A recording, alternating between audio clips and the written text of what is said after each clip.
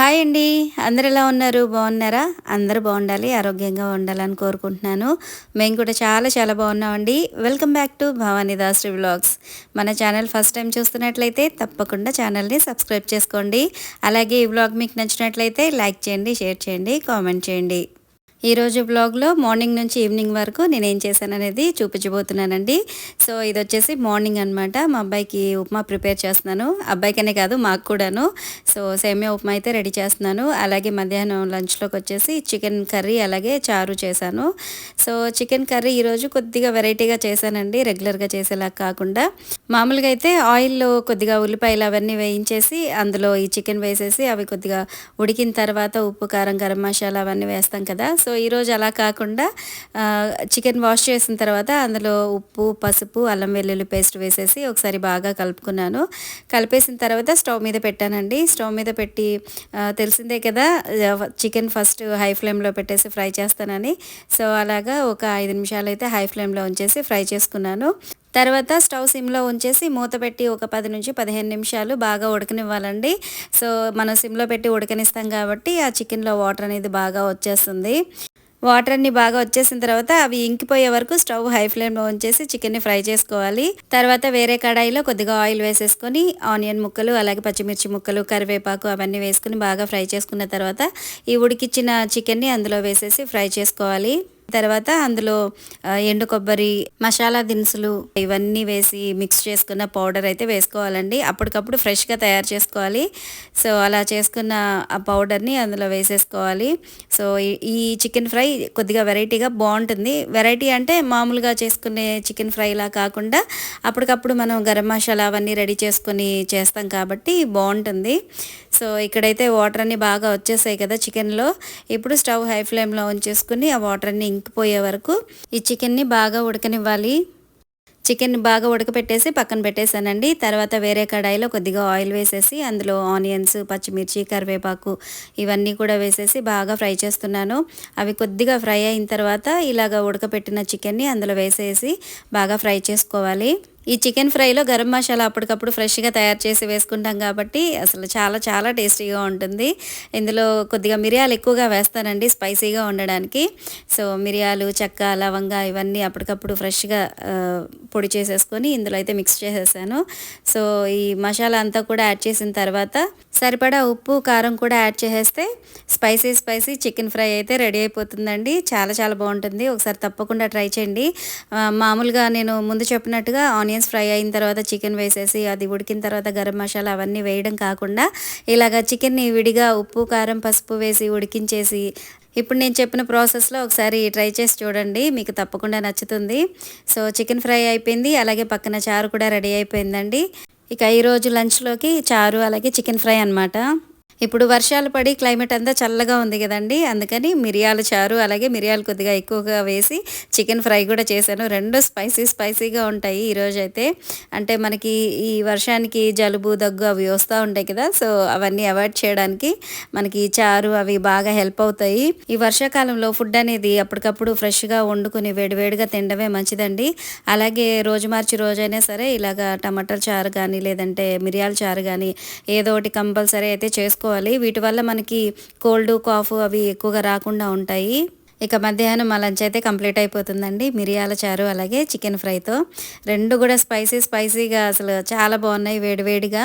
So చూడండి, chicken అయితే అసలు చాలా చాలా టేస్టీగా ఉంది, బాగుంది.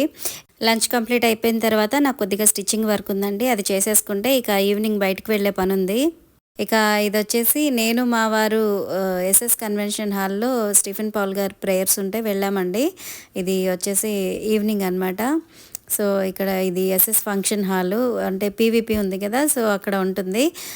ఎవ్రీ 2 మంత్స్కి 3 మంత్స్కి ఒకసారి ఇలాగ ప్రేయర్స్ అయితే కండక్ట్ చేస్తారండి. సో అప్పుడు నేను మా వారైతే వెళ్ళాము. మార్నింగ్ వెళ్దాం అనుకుంటే అసలు మార్నింగ్ అయితే అస్సలు ఖాళీ ఉండదండి. చాలామంది వస్తారు. చాలా అంటే మనకి విజయవాడకి దగ్గరలో ఉన్న ఊర్ల నుంచి వస్తారు. అలాగే నెల్లూరు నుంచి వచ్చే వాళ్ళు ఉంటారు, గుంటూరు, గుడివాడ, అలాగే ఏలూరు, మంగళగిరి ఇలాగా రకరకాల ప్లేసెస్ ప్లేసెస్ నుంచి చాలామంది వస్తారండి. సో, అందుకని నేను మార్నింగ్ సర్వీస్‌కి అయితే వెళ్ళను. ఎందుకంటే వెళ్ళినా కూడా అక్కడ కూర్చోడానికి కూడా ప్లేస్ ఉండదనమాట. అంతా ఫుల్ అయిపోతుంది. నేను మార్నింగ్ సర్వీస్ చూశాను. చాలామంది ఉన్నారు. అసలు బయట కూడా చైర్స్ వేసేసి, టెంట్లు వేసేసి కూర్చోబెట్టారు. అంతమంది వచ్చారనమాట. ఇక అందుకని నేను ఈవినింగ్ వెళ్ళాను. ఆల్మోస్ట్ ఇలాగ ప్రేయర్స్ కండక్ట్ చేసిన ప్రతిసారి కూడా నేను ఈవినింగే వెళ్తానండి. మార్నింగ్ వెళ్తే ఇలాగా ఎక్కువ మంది వస్తారని చెప్పి నేను ఈవినింగ్ వెళ్ళడానికే ప్రిఫర్ చేస్తాను. సో, ఈరోజైతే నేను మా వారైతే ప్రేయర్‌కి వెళ్ళాము. ఇక్కడ నేను ఫ్రంట్ కూర్చున్నానండి. ఆ ఫ్రంట్ కూర్చొని ఇక కింద కూర్చొని ప్రేయర్ అయితే చూస్తున్నాను.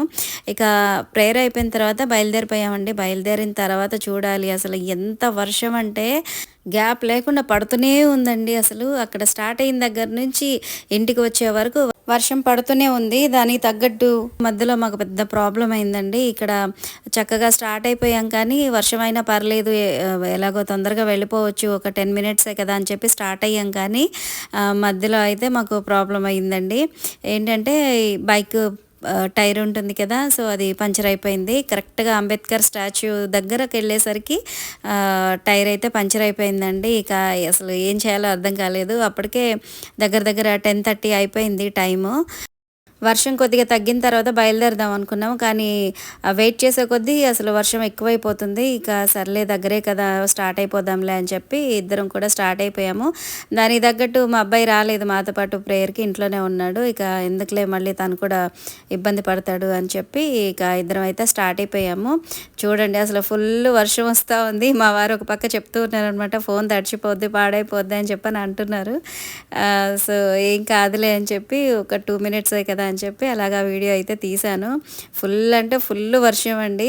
ప్రేయర్‌కి స్టార్ట్ అయ్యేటప్పుడు కూడా కనీసం వర్షం పడిద్ది అన్నట్టుగా కూడా లేదండి క్లైమేట్. ఇక అందుకని గొడుగు కానీ, హెల్మెట్ కానీ ఏవి కూడా తీసుకెళ్ళకుండా అలాగా వెళ్ళిపోయాము. మా అబ్బాయిని ప్రేయర్‌కి తీసుకెళ్ళాలని చాలా ట్రై చేశానండి. వాడికి కొద్దిగా కాఫ్ ఉండడం వల్ల వాడు రానన్నాడు. మళ్ళీ అక్కడొచ్చి ఆ ఏసీలో కూర్చుంటే కాఫ్ ఎక్కువైపోద్ది, నేను రాను అన్నాడు. ఇక వాళ్ళ డ్యాడీ కూడా వద్దులే ఉండని అని చెప్పి ఉంచేసామన్నమాట. అలా ఉంచడమే మంచిదయిందండి. ఒకవేళ వాడు మాతో పాటు వచ్చుంటే మళ్ళీ వర్షంలో తడిచి మళ్ళీ జలుబు, దగ్గు, జ్వరం ఏదో ఒకటి వచ్చేది. రాకపోవడమే మంచిదయింది.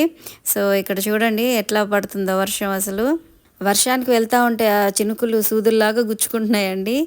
సో, ఇక్కడ చూడండి కరెక్ట్‌గా అంబేద్కర్ స్టాచ్యూ దగ్గరకు వచ్చేసరికి బండి అట్లాగా పంచర్ అయిపోయింది. ఇక నడుచుకుంటూ ముందుకు వెళ్తున్నాము. ఈ టైంలో పంచర్ వేయడానికి కూడా ఎవరు ఉండరు. సో, కొద్ది దూరం వెళ్ళేసి బండి అక్కడ పార్క్ చేసేసి ఆటోకి వెళ్దాం అన్నారు. ఇక అందుకని బండి పార్క్ చేయడానికి అని చెప్పి వెళ్తున్నాము. ఇక్కడ అంబేద్కర్ స్టాచ్యూ ఆపోజిట్ రోడ్ వచ్చేసి మనకి ఇక్కడ అమెరికన్ హాస్పిటల్ ఉంటుంది విజయవాడలో. సో, అదనమాట.